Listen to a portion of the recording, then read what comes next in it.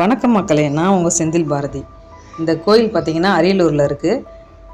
சாமி பேர் வந்து கருப்பணசாமி, நொண்டி கருப்பணசாமின்னு சொல்லுவாங்க. இந்த கோயிலுக்கு வந்துட்டு போனீங்கன்னா இந்த மது அருந்துறாங்க பார்த்தீங்களா, அவங்களுக்கு வந்து மெயினான கோயில். இந்த கோயில் வந்துட்டு கயிறு கட்டிட்டு போகிறாங்க, தீர்த்தம் கொடுக்குறாங்க. பூஜை முடிஞ்சதுக்கப்புறம் அந்த தீர்த்தத்தை குடிச்சிட்டு போனாவே கண்டிப்பாக எப்படியாப்பட்ட மது அருந்துறவங்களும் திருந்தி நல்லபடியாக இருக்காங்க. பாருங்கள், கோயிலை பாருங்கள். அரியலூரில் மேம்பாலம் தாண்டினோன்னே இந்த கோயில் இருக்குது.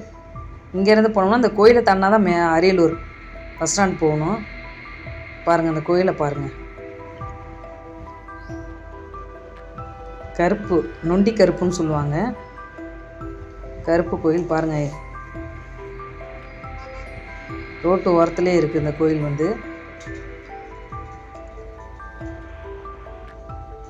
பாருங்க.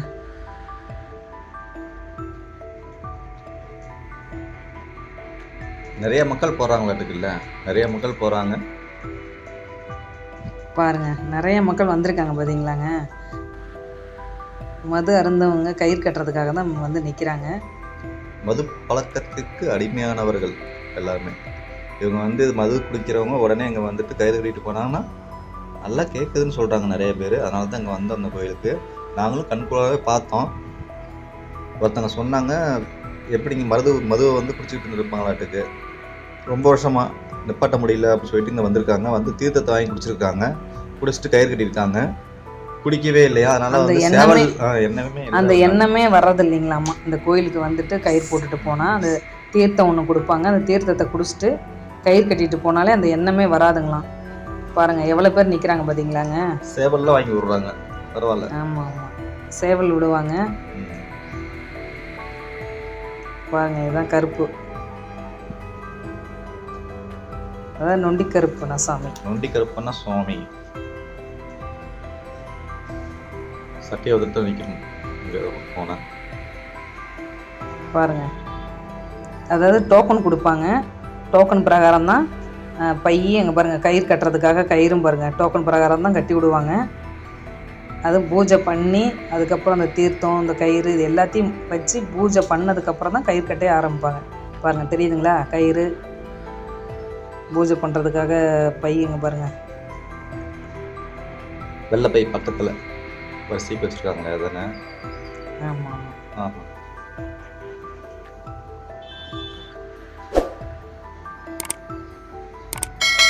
எவ்வளவோ பேர் குடியை எப்படி நிறுத்துறது, என்ன பண்ணுறது அப்படின்னு தடுமாறுவாங்க. கவலைப்படாதீங்க, கண்டிப்பாக இந்த வீடியோவை பாருங்கள். வீடியோ பார்த்துட்டு இந்த கோயிலுக்கு போயிட்டு ஒரு கயிறு தாங்க, ஒரு தீர்த்தம் தாங்க தராங்க, தீர்த்தம் தந்து கயிறு தாங்க கட்டுறாங்க. அந்த ஒரு எண்ணமே வரலன்னு சொல்கிறாங்க. பாருங்கள், தீர்த்தத்தை கொண்டு வந்து வைக்கிறாங்களா, இதுதான் தீர்த்தம்.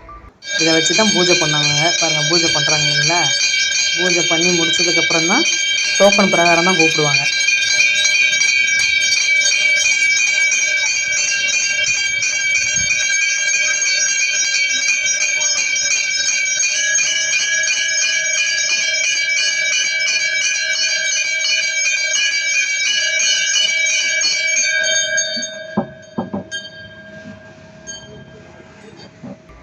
பாருங்கள், பூஜை முடிஞ்சிருச்சு. இனிமேல் டோக்கன் பிரகாரம் கயிறு கட்ட ஆரம்பிச்சிருவாங்க. பாருங்கள், தீபார்த்தனை காமிக்கிறாங்க இல்லைங்களா? தீபார்த்தனை முடிச்சதுக்கப்புறம் தீர்த்தம் தலையில் தெளிச்சு விடுவாங்க. அதுக்கப்புறம் தான் ஒவ்வொருத்தராக போயிட்டு டோக்கன் பிரகாரம் கயிறு கட்டுவாங்க. பாருங்கள், 5 வருஷம் மது குடிக்கிறவங்களும் சரி, 10 வருஷம் மது குடிக்கிறவங்க இருந்தாலும் இங்கே போயிட்டு வந்து உடனே நல்லா ஆகுது அப்படின்ட்டு நிறைய பேர் சொல்கிறாங்க. கண்டிப்பாக அவங்க குடும்பத்தில் யாராச்சும் இருந்தாலும், ஃப்ரெண்ட்ஸ் அப்படி இருந்தாலும் கண்டிப்பாக கூப்பிட்டு போய் நல்ல பலன் கிடைக்கிது. நாங்களே கண்குள்ளாகவே பார்த்தோம். பரவாயில்ல, நல்ல ஒரு இதாக தான் இருக்குது. கண்டிப்பாக நீங்களும் போங்க. நிறைய பேர் நம்ம சேனலை பார்க்குறீங்க, கண்டிப்பாக சப்ஸ்கிரைப் பண்ணுங்கள், ஷேர் பண்ணுங்கள், ஒரு லைக் போட்டு போங்க. கண்டிப்பாக உங்கள் ஆதரவு எங்களுக்கு தேவை. பாருங்கள், கயிறு கட்ட ஆரம்பிச்சிட்டாங்க.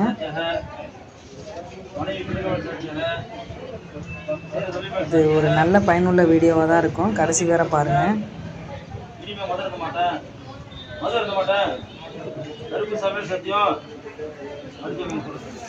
கடைசி வரை இந்த வீடியோவை பாருங்கள். எங்கள் சேனலுக்கு வந்து சப்ஸ்கிரைப் பண்ணுங்கள், லைக் பண்ணுங்கள், ஷேர் பண்ணுங்கள். உங்களோட ஆதரவு என்றைக்கும் எங்களுக்கு தேவை. பாருங்கள், கயிறு கட்ட ஆரம்பிச்சிட்டாங்க.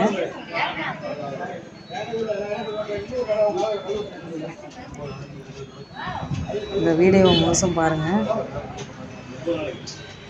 தேங்க்யூ.